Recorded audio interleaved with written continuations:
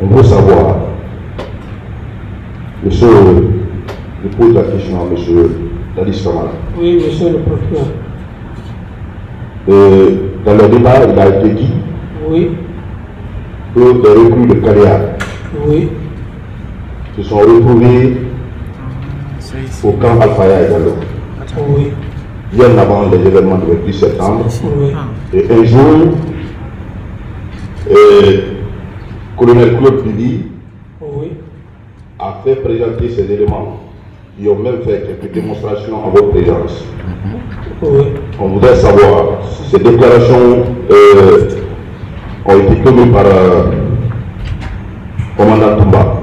Oui. Qu'est-ce que vous connaissez de ces déclarations-là? Qu'est-ce que vous dites? Ces déclarations, je trouve que c'est des allégations. C'est des allégations. Lui-même, il a dit ici qu'il n'a jamais été associé à une préparation qui qu'elle soit pour les événements du 28 septembre. Alors, lorsque cette question surgit, c'est sa déclaration, monsieur le procureur. Et vous savez, quand on est devant un tribunal, chacun donne ses idées. C'est au tribunal de faire la part des choses. C'est ça, c'est son point de vue. Moi, je n'étais pas avec lui. C'est lui qui a observé. Ça n'engage que lui. C'est bon. Est-ce que ces personnes ont fait une démonstration où vous étiez présent? Non, monsieur le procureur, c'est ce que je vous dis. Je dis, dans un débat de ce genre, tout le monde peut avancer des idées. Mais aucune démonstration n'a été faite devant moi. C'est bon. Cette question, monsieur le commandant Diakité. Merci, monsieur le procureur. Par rapport à la présence des groupes d'éléments à la présidence, relativement au ministre chargé de la sécurité présidentielle, j'avais parlé de la présence des civils pratiquants d'arts martiaux qu'ils formaient bien avant. Ceux-ci ont fait procéder à une démonstration puisqu'ils étaient directement entretenus par le président. Voilà.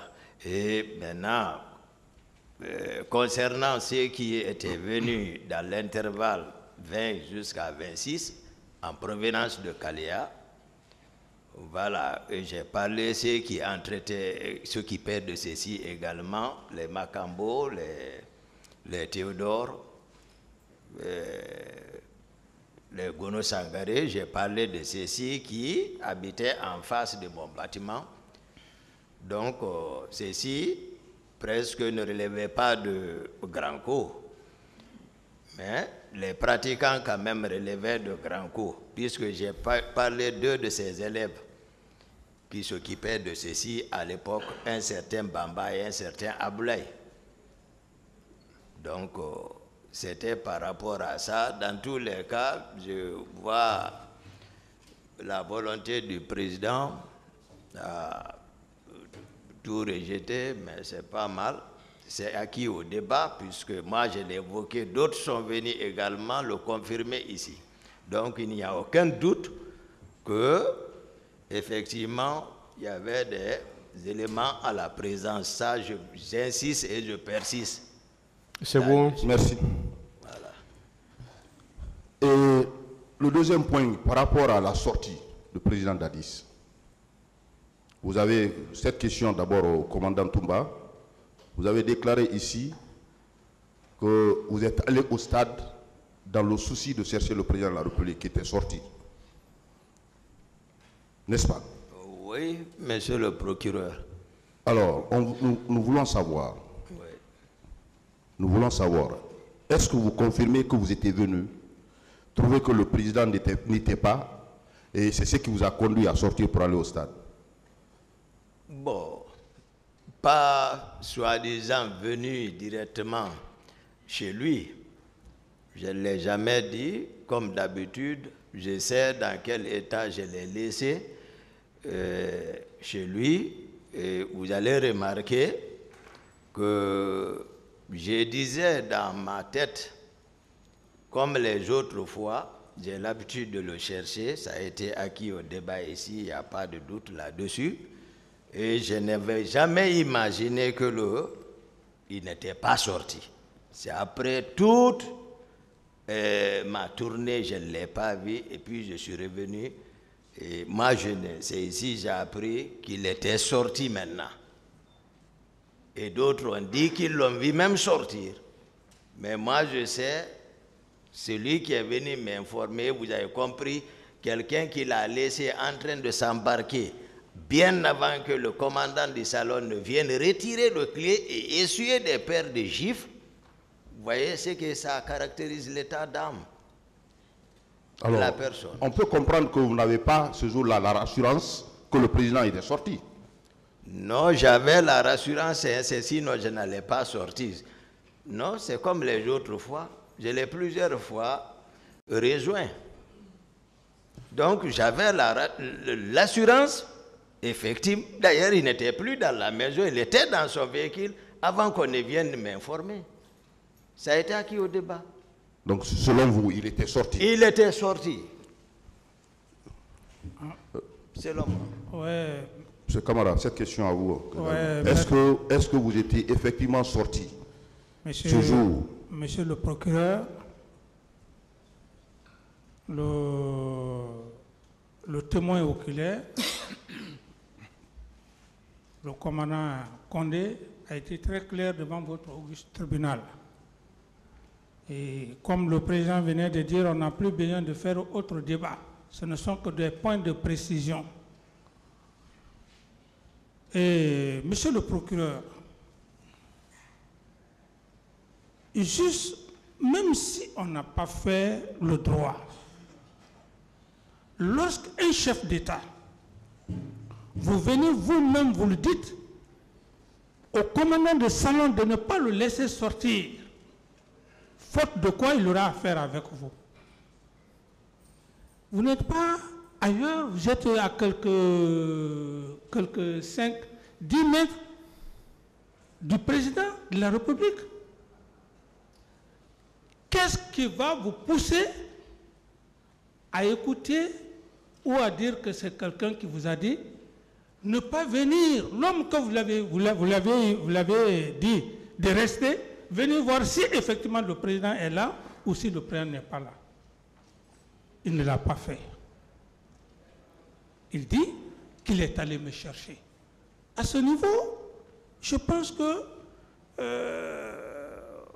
le tribunal est mieux censé de comprendre cette position.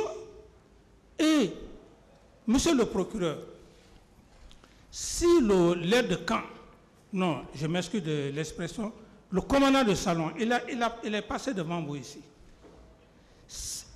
Si j'étais sorti, monsieur le procureur, il allait être clair avec vous.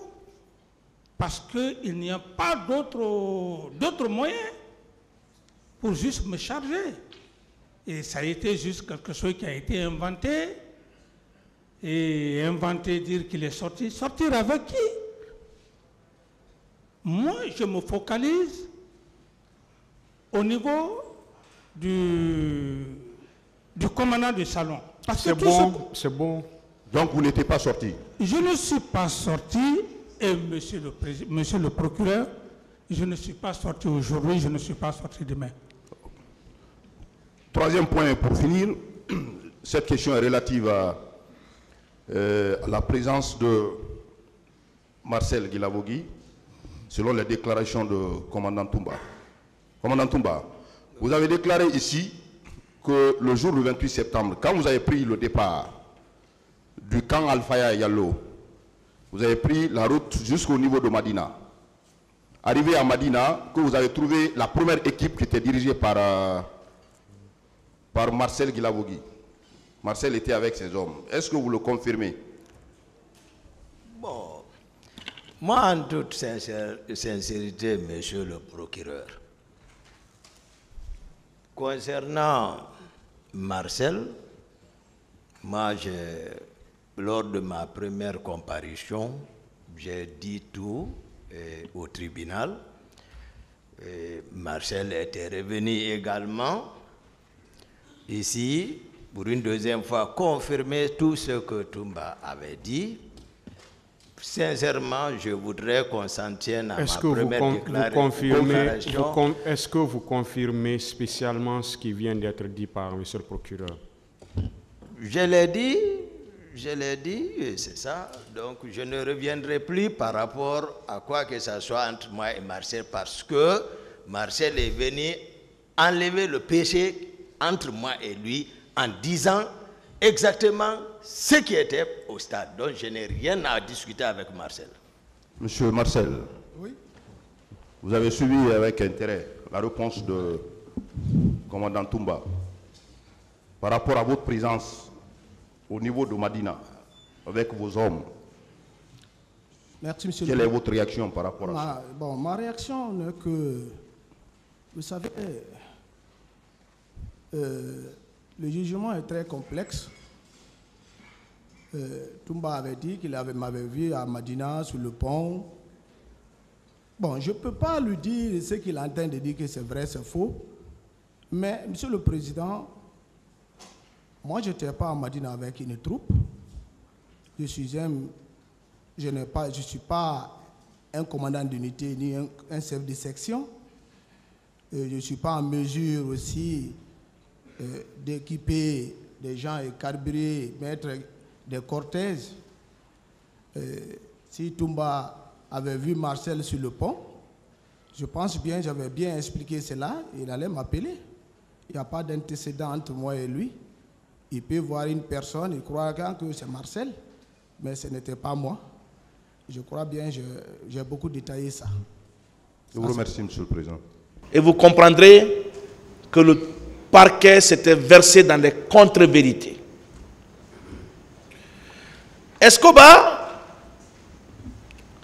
le sobriquet de Mohamed Condé, qui était à l'époque le commandant du salon, présent à l'époque des faits au salon du président Moussa Dadis Camara, a, n'est-ce pas, réfuté en disant qu'en aucun moment le capitaine Moussa Dadis a tenu ce genre de propos. En aucun moment. Qui d'autre a pu rapporter ici la preuve de l'imputabilité d'une telle affirmation au capitaine Moussa Dadis Camara? Personne, Monsieur le Président. Personne. Monsieur le Président, nous savons, et c'est le lieu d'ailleurs de rappeler, que dans ce dossier, certains ont tenté de subordonner des témoignages. C'est Escobar n'a pas voulu tout dévoiler, mais nous savons qu'il a subi des pressions pour venir soutenir cette affirmation. Mais ces militaires dignes que vous avez vus ici en face et que nous avons suivis religieusement a déposé avec sincérité en disant que je vais dire ce que j'ai vécu, ce que j'ai vu, ce que j'ai entendu. J'aurai l'occasion de revenir suffisamment sur son témoignage quand je vais me permettre de critiquer les arguments du ministère public. Monsieur le Président, le Baobab national, au début de ce procès, avait annoncé en fanfare l'arrivée de Escobar pour dire que le jour où Escobar va comparaître, vous allez comprendre la terreur par laquelle le président Moussa Dadis a gouverné ce pays. Tout le monde attendait avec impatience la comparution de M. Mohamed Condé, alias Escobar.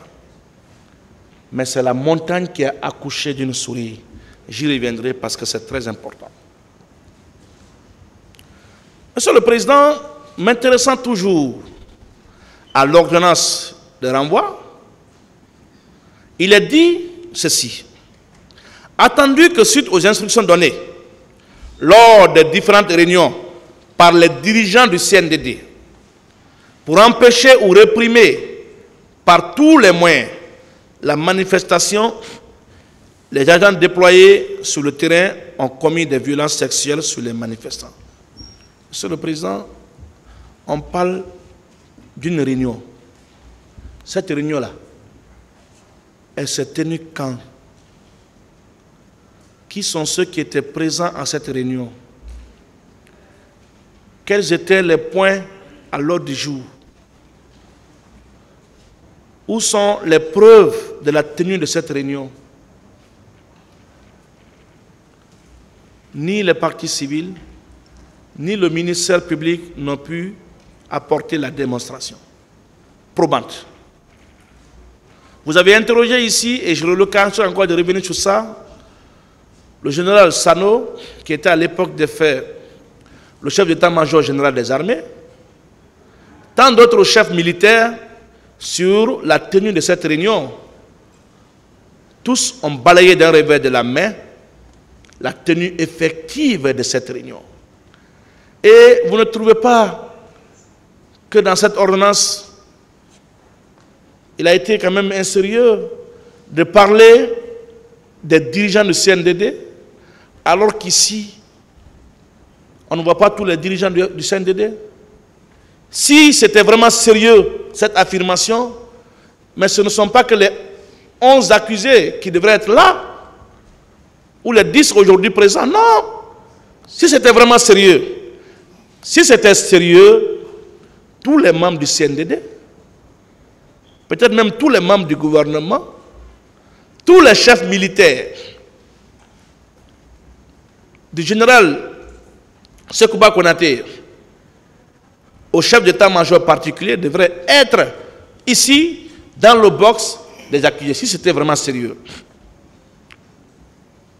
Si le parquet également était vraiment sérieux dans sa démarche, comme il a fait en prenant pour sésame les propos du commandant Aboubakar Toumba Diakité pour engager des poursuites contre Jean-Louis et tant d'autres, pour demander à ce qu'on puisse reprendre les informations contre le colonel Bienvenu.